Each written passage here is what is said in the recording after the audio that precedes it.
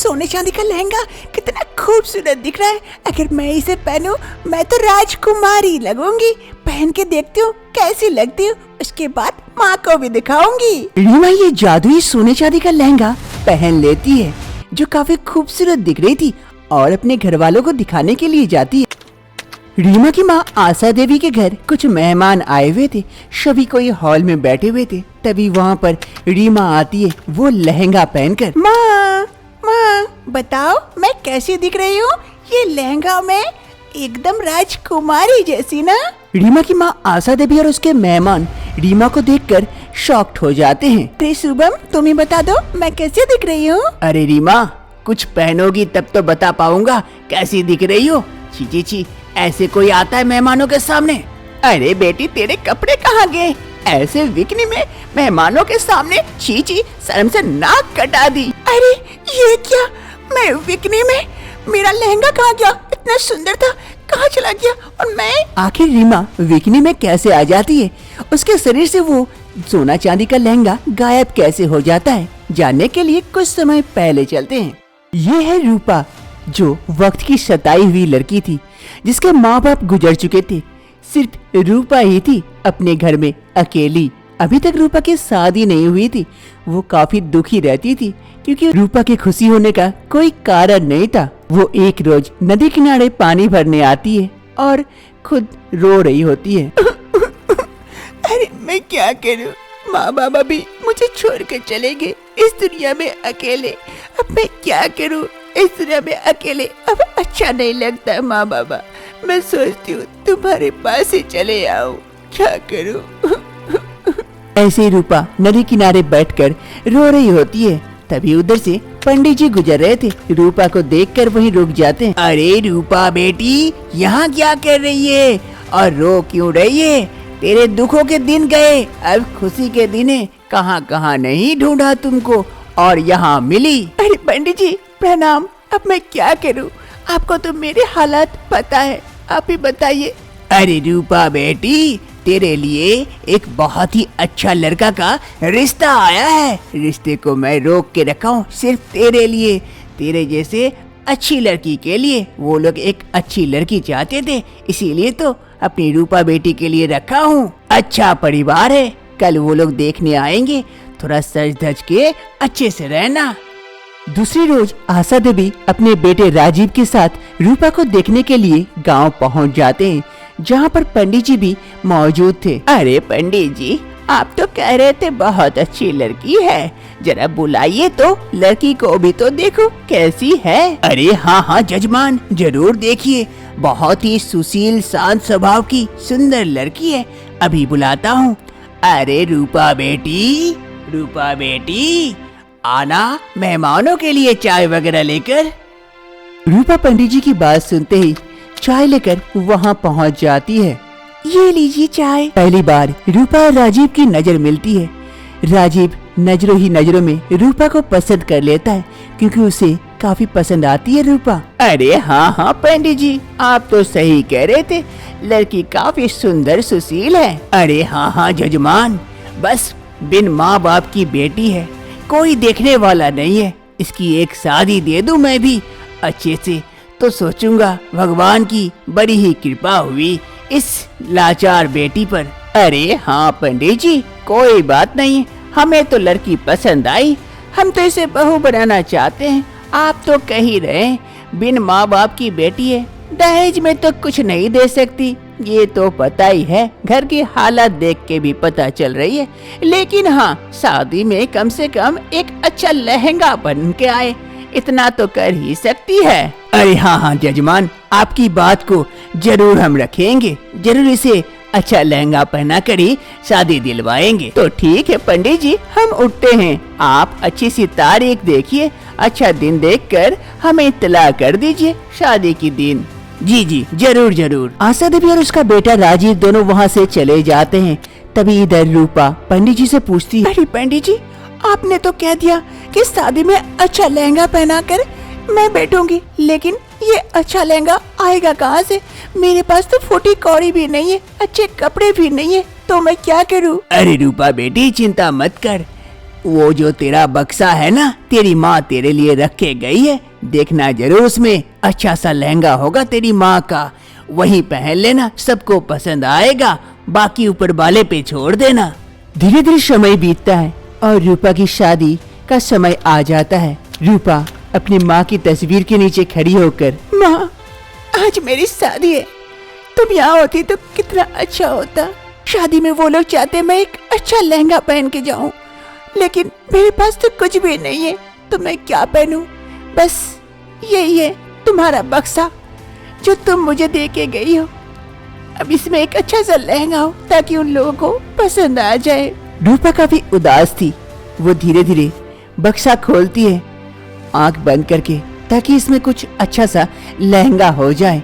और जैसे ही बक्सा खुलता है उसमें एक लहंगा था। अरे माँ, तुमने तो मेरी बात सुन ली, इसमें सच में लहंगा है, तुम मेरे लिए रख के गई थी। थैंक यू माँ, लेकिन ये तो तुम्हारे जमाने के लहंगे, उन्हें पसंद आएगा।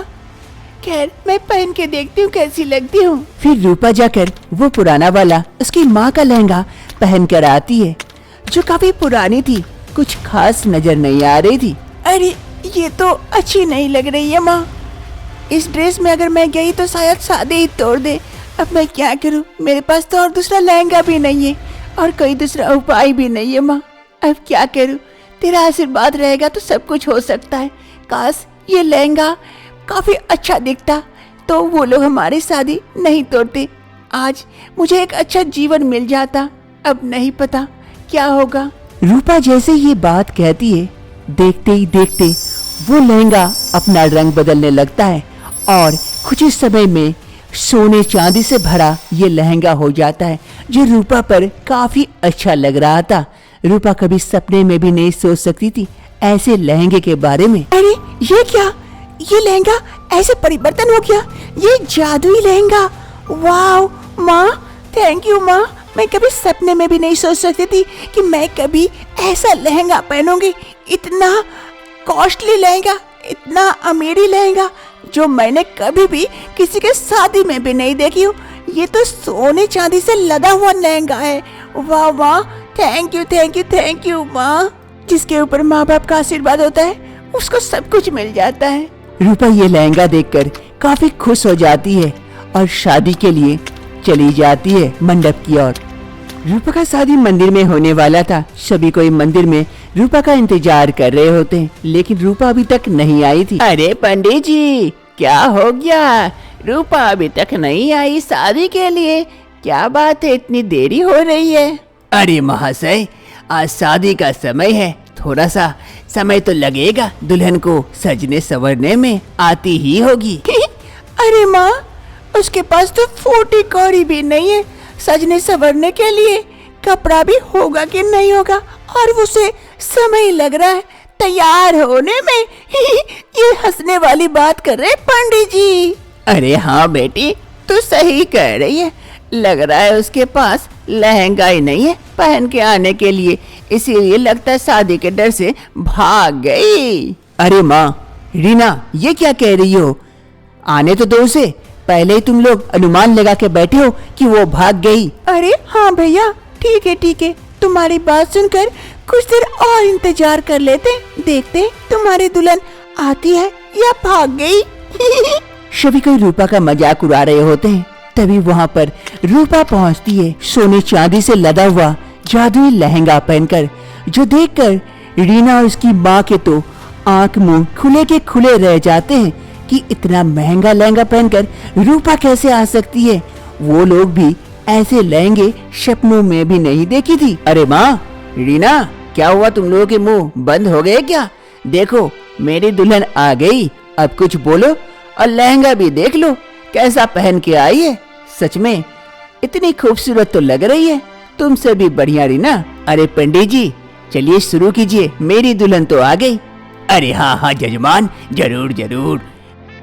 रूपा और राजीव की शादी शुरू हो जाती है। कुछ समय बाद रूपा और राजीव की शादी संपन्न होती है। सभी को इस शादी से काफी खुश थे, लेकिन बस रीना और आशा देवी इस बात से चिंतित थी कि इस गरीब लड़की के पास इतना महंगा लहंगा आया कैसे। आज रूपा की शादी की रात थी। रूपा कमरे में बैठी हुई थी, वही सोने चांदी का जादुई लहंगा पहनकर, और अपने पति राजीव का इंतजार कर रही थी।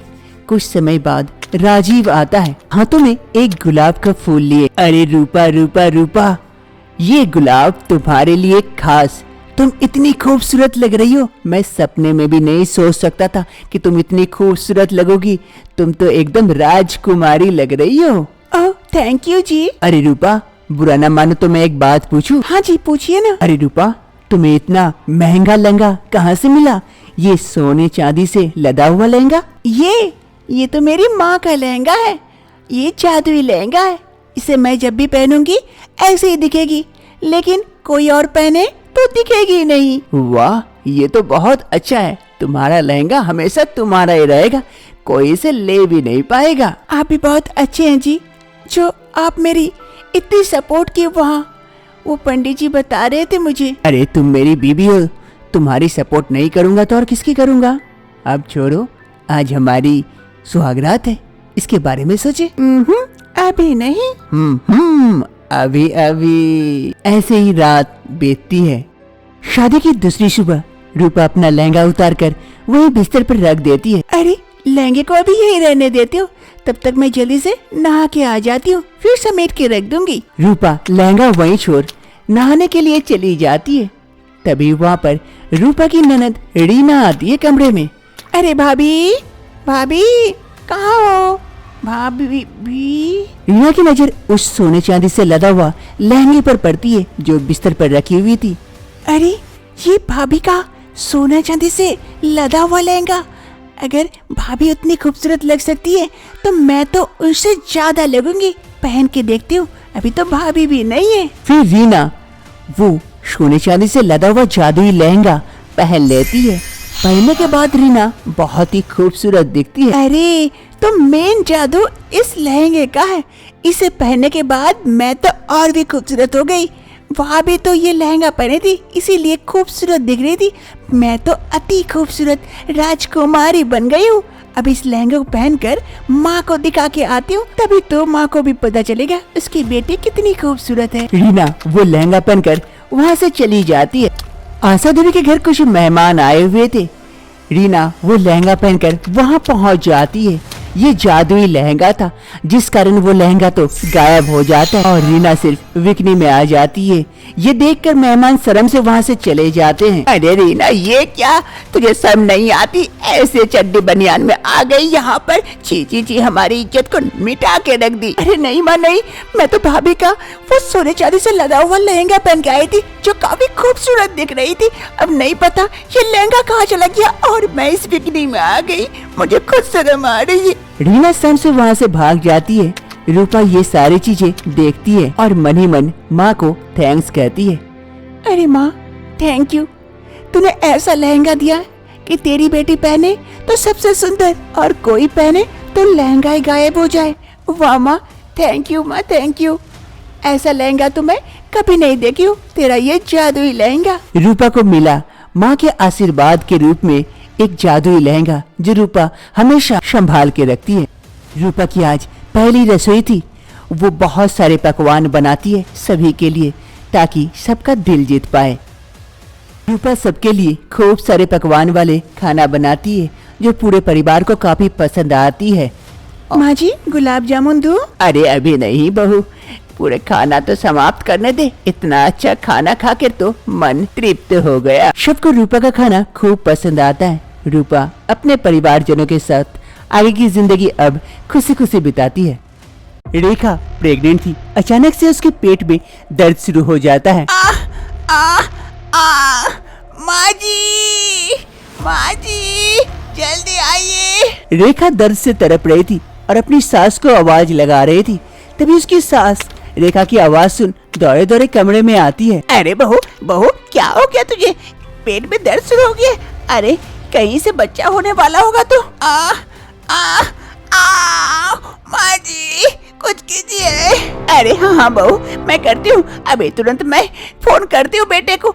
जल्दी से संदीप को फोन करके आती हूँ। थोड़ा सा धैर्य रख, वो अभी आ रहा होगा। फिर सास सुधा देवी जल्दी से जाती है अपने बेटे संदीप को फोन करने के लिए। और इधर उसकी बहू रेखा छटपट छटपट कर रही थी दर्द के मारे।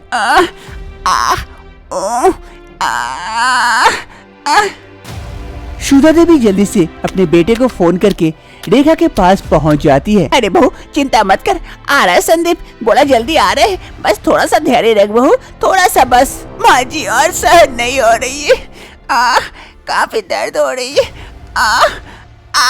अरे बहू थोड़ा सा तो धैर्य रख, अभी आ जाएगा बेटा। सास रेखा को थोड़ा सा धैर्य रखने के लिए कहती है। तभी रेखा एक बच्चे को जन्म देती है जो सांप का बच्चा था। बच्चा बाहर आते ही सास सुधा देवी डर जाती है। आगे मैया गे, ये क्या सांप का बच्चा कहाँ से आ गया? बहू तूने सांप के बच्चे को जन्म दिया, अरे ये क्या हो गया? अरे ये क्या अनर्थ हो गया? तब भी रेखा का दर्द कम नहीं होता है, वो दर्द से तड़प रही होती है। अरे इसने तो बच्चे को जन्म दे दिया, तब भी इसका दर्द कम क्यों नहीं हो रहा है? तभी रेखा अचानक से दूसरे बच्चे को जन्म देती है। ये नेवला था। अगे भैया के, ये नेवला का बच्चा? अरे बहू तूने एक सांप और एक नेवले को जन्म दिया, दो दुश्मन को जन्म दिया। क्या बहू ये क्या हो गया अनर्थ रे? वो नेवला बाहर आ जाता है और जैसे ही सांप को देखता है वो सांप पर झपट्टा मारने के लिए कूद पड़ता है। सांप और नेवले में काफी लड़ाई होने लगती है। अरे बच्चों, मेरे बच्चों, मत लड़ो, तुम लोग मेरे बच्चों, दोनों तुम लोग भाई भाई हो, दुश्मन नहीं हो, मत लड़ो। लेकिन वो सांप और नेवला दोनों घमासान लड़ाई शुरू कर देते हैं, जहाँ सांप नेवले को डसता है और नेवला सांप को काटता है। ऐसे ही करते करते कुछ ही समय में वो सांप और नेवला दोनों मर जाता है। अरे ये क्या हो गया मेरे बच्चों, तुम लोग दोनों मर गए, मेरे आंखों के सामने ये क्या हो गया? उसने सही कहा था, मेरे दोनों बच्चे ऐसे ही मर जाएंगे। आखिर रेखा के पेट से सांप और नेवला कैसे जन्म लेता है और दोनों आपस में लड़कर क्यों मर जाते हैं और किसने कहा था ये जानने के लिए कुछ समय पहले चलते हैं। संदीप और रेखा एक दूसरे को पसंद किया करते थे, दोनों शादी कर लेते हैं। इस शादी से संदीप की माँ भी काफी खुश थी क्योंकि उन्हें रेखा काफी पसंद थी। शादी की दूसरी सुबह सुधा देवी और संदीप दोनों हॉल में बैठे हुए थे। तभी वहाँ पर रेखा चाय लेकर पहुँचती है। माँ जी ये लीजिए चाय, संदीप जी ये लीजिए। अरे नहीं रेखा, अब मैं चाय नहीं पीऊंगा, काफी लेट हो जाएगा, मेरा ऑफिस में कुछ खास मीटिंग है, मैं चलता हूँ, तुम बैठकर चाय पी लो माँ के साथ। फिर संदीप वहाँ से ऑफिस के लिए चला जाता है। अरे बहू आओ बैठो, दो बातें भी हो जाएगी तुम्हारे साथ।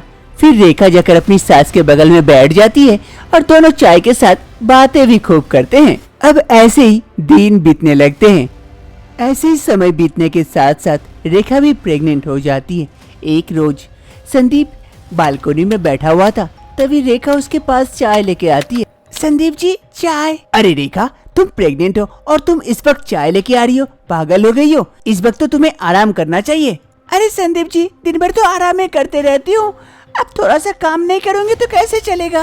वैसे भी आज छोटू आने वाला है, तो क्या मैं छोटू के साथ थोड़ा सा टहल लूँ इधर उधर? काफी दिनों से घर से भी नहीं निकली हूँ, बोर हो जाती हूँ। चलो अच्छा है चले जाना, लेकिन ज्यादा दूर मत जाना और देखना अपना ध्यान रखना। ठीक है जी। कुछ समय बाद छोटू आता है। चाची चाची चाची। छोटू की आवाज सुन सुधा देवी वहाँ आ पहुँचती है। अरे छोटू क्या हुआ, क्यों चाची को पुकार रहे हो, कुछ चाहिए क्या तुम्हें? तभी वहाँ पर रेखा भी आ पहुँचती है। अरे माँ जी मैंने छोटू को बुलाया था, वो छोटू के साथ थोड़ा सा बाहर टहलने के लिए। मैंने संदीप जी से पूछा भी था, उन्होंने कहा ठीक है, तो क्या मैं जाऊँ छोटू के साथ थोड़ा सा टहलने के लिए? हाँ ठीक है बहू जा, लेकिन अपना ध्यान रखना थोड़ा सा, अभी तू प्रेग्नेंट है। ठीक है माँ जी, चल छोटू चलते हैं। फिर रेखा और छोटू वहाँ से चले जाते हैं। रेखा और छोटू दोनों घूमते घूमते बगीचे में आ जाते हैं। रेखा प्रेग्नेंट थी। अरे चाची आओ ना, इधर बड़ा अच्छा लगता है। अरे छोटू जगह तो काफी अच्छी है, नदी है और यहाँ कहीं आम का पेड़ नहीं है, मुझे खट्टा खाने का मन कर रहा है। अरे चाची है ना उधर एक आम का पेड़ है, चलो चलो मैं तुम्हें लेके चलता हूँ, चलो। फिर छोटू रेखा को बगीचे के और आगे लेके जाता है, जहाँ पर एक आम का पेड़ था। अरे चाची, वो देखो आम का पेड़, और आम भी लगे हुए हैं। अरे वाह छोटू, तू तो सही जगह लेके आया। जाना 2-4 आम तोड़ के लेके आना, मुझे खाने का बड़ा मन कर रहा है। 1 मिनट चाची, मैं अभी तोड़ता हूँ। फिर छोटू इधर उधर देखता है, सामने उसे कुछ पत्थर नजर आते हैं। फिर उस पत्थर को उठाता है छोटू और आम के पेड़ की ओर मारता है, लेकिन छोटू का पत्थर ज्यादा दूर नहीं जाता, वहीं अगल बगल गिर पड़ता है। क्या छोटू, इतने धीरे मारोगे तो कैसे जाएगा? वो तो पेड़ तक ही नहीं पहुंच पा रहा तुम्हारा पत्थर। फिर छोटू जोर से ढेला मारने की कोशिश करता है। ढेला जाकर आम के पेड़ पर लगता है, जहाँ पर कुछ चिड़ियाएं घोंसला बना के रह रही थी। चिड़ियाएं उड़ जाती है क्योंकि उसमें उसका एक चूजा भी था। वो चिड़ियाएं डर जाती है और उड़ने लगती है और चहचहाने लगती है। अरे छोटू, तुम्हारा ढेला से आम नहीं गिरेगा, चिड़िया ही उड़ेगी। लाओ, मैं मार के देखती हूँ। फिर छोटू 1-2 पत्थर उसकी चाची रेखा को देता है मारने के लिए। तब रेखा अपना जोर लगा के पत्थर मारती है आम तोड़ने के लिए। वो पत्थर सीधा आम के पेड़ में जाता है और चिड़िया के घोंसले में रह रहे बच्चे पर लगती है। बच्चे को चोट लगने से बच्चा घोंसले से सीधा गिर पड़ता है नीचे, और नीचे एक ऋषि मुनि बैठकर तपस्या कर रहे थे। ऋषि मुनि के गोद में जाकर वो बच्चा गिरता है और मर जाता है। इस बच्चे के गिरने से उस साधु की तपस्या भंग हो जाती है, और जब वो देखता है कि ये मर गया है, उसे उस बच्चे पर काफी दया आती है। अरे ये क्या हो गया, ये क्या अनर्थ हो गया मेरी गोद में, ये किसने किया ये पाप। और इधर दोनों चिड़ियाएं अपने बच्चे को देखकर रोने लगती है, चहचहाने लगती है। किसने किया ये घोर पाप, सामने आओ। साधु की बात सुन रेखा और छोटू दोनों सामने आता। रेखा कहती है, अरे बाबा, मैं तो आम को ढेला मार रही थी आम तोड़ने के लिए। न जाने ये बच्चा कहाँ से आ गया और इसे चोट लगी, जिस कारण मर गया। अब मैं क्या कर सकती हूँ? अरे मूर्ख लड़की, तुझे थोड़ा सा भी पश्चाताप नहीं है इस बच्चे के मरने से? तुझे तो अपने घमंड में रहना है। तुझे इस बच्चे की माँ बाप का दुख देखा नहीं जा रहा है। वो देख कैसे रो रही है अपने बच्चे के कारण, और तू अपनी गलती को मानने से इनकार कर रही है, कह रही है तुझसे कोई गलती नहीं हुआ है। अरे हाँ साधु बाबा, मुझसे क्या गलती हुई है? बीच में बच्चा आया, मर गया, अब मैं क्या करूँ? चल छोटू, यहाँ से चलते हैं, ज्यादा तमाशा करके फायदा नहीं है। आम तोड़ने आए थे, सोचे थे मजे से आम खाएंगे, लेकिन यहाँ तो कुछ और ही हो रहा है। चल। अरे मूर्ख लड़की, तू एक गर्भवती है, तब भी तू एक माँ का दुख नहीं समझती है। जा लड़की, मैं तुझे श्राप देता हूँ। जिस तरह से आज इस बच्चे के कारण इसके माँ बाप तड़प रहे हैं, उसी प्रकार तू भी अपने 2 बच्चों को जन्म देगी। तेरे आंखों के सामने दोनों बच्चे आपस में लड़के मर जाएंगे। तब तुझे इसका दुख का पता चलेगा कि जब बच्चे माँ बाप के सामने मर जाते हैं तड़प के, तब कैसा लगता है। अरे छोटू, ये देख, ये ज्योतिषी बनने चले हैं। इसे पहले से पता चल गया मैं कितने बच्चों को जन्म दूंगी। चल चल चलते हैं, नहीं तो ये साधु हमें पागल बना देंगे, पाखंडी कहीं का। चल चल चल। ये कहते हुए रेखा और छोटू वहाँ से चले जाते हैं। और इधर साधु बाबा, अरे मूर्ख लड़की, तूने क्या सोचा मेरे मुंह से कुछ भी अनाप शनाप निकल गया? ये श्राप है जो तेरा पीछा कभी नहीं छोड़ेगा। रेखा के दोनों बच्चे मर जाने से रेखा को काफी दुख होता है। अरे रेखा, वो हमारे बच्चे थे ही नहीं। सोचो, ये नेवला और सांप का बच्चा कैसे इंसान का हो सकता है? अरे संदीप, वो मेरे पेट से निकला था तो मेरा ही बच्चा हुआ ना। जैसा भी है, मेरा ही खून था। अब मुझे अफसोस हो रहा है कि मैं उस दिन उस साधु बाबा से माफी क्यों नहीं मांग ली। अगर माफी मांग ली होती तो शायद हमारे अच्छे बच्चे निकलते इंसान के, और कुछ होता भी नहीं। मैंने घमंड में आकर उनसे क्या क्या कह दिया था, जिस कारण ऐसा हुआ। माफ कर देना साधु बाबा, मुझसे गलती हो गई थी। अरे रेखा, तुम्हें अपने गलती का पश्चाताप है, यही सबसे बड़ी बात है। देखना, तुम ऊपर वाला जल्द ही तुम्हारी गोदी भर देंगे और तुम्हें एक प्यारा सा बच्चा होगा। धीरे धीरे समय बीतने के साथ साथ रेखा एक प्यारे से बच्चे को जन्म देती है। इस बच्चे के आने से रेखा के साथ साथ उसके पति संदीप और उसकी सास सुधा देवी भी काफी खुश होती है। उस साधु बाबा का श्राप खत्म हो जाता है और रेखा अपने बच्चे और पति के साथ खुशी खुशी रहने लगती है।